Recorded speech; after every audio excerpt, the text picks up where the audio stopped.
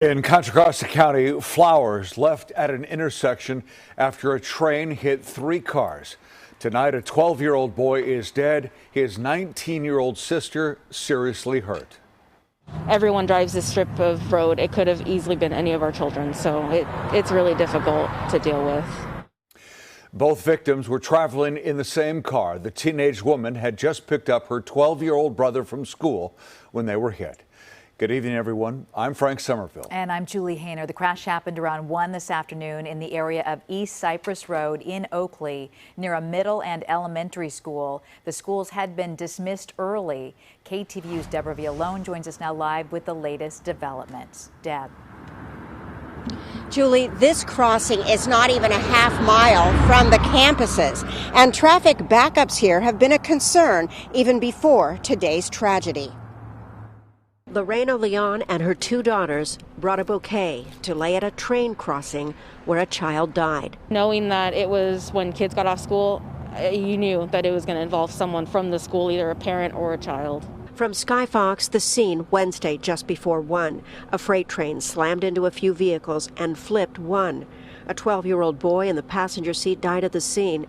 The 19-year-old driver, said to be his sister, was airlifted with critical injuries. The train went through, and then all of a sudden I just heard a big crunch. Other drivers were waiting behind the cars when it happened. I looked over and the car flew off the road, and then tires were going, and then debris was hitting my truck, and I called 911. No one else was injured. I went down there and I seen all the helicopters and see what was going on, and sure enough, sad sight to see. This dad has 2 children at Delta Vista Middle School, where the young victim was a student.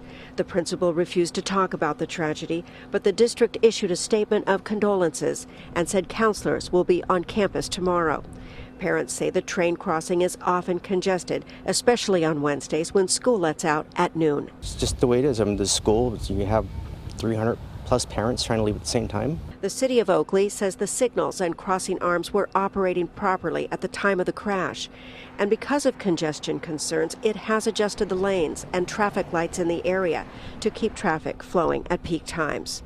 But some have doubts. Of course there should be a better system, because a child just died today. This commuter says she worries about getting stuck on the track in traffic. Going down that in the morning and coming home,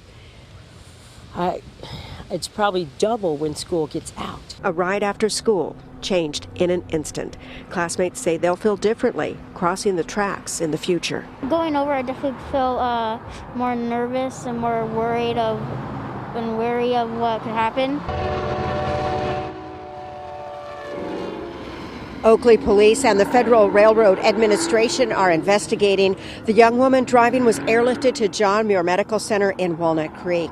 Julie, for a brief time today, family members, including the boy's mom, came here to the scene.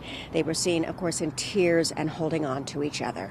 Yeah, it is a heartbreaking story. Deborah, we know that 19-year-old woman was seriously hurt. Do we know her condition? Have there been any updates tonight on how she's doing? No updates, Julie, just that she went to the hospital in critical. All right, Deborah Villalone reporting live for us tonight. Deborah, thank you.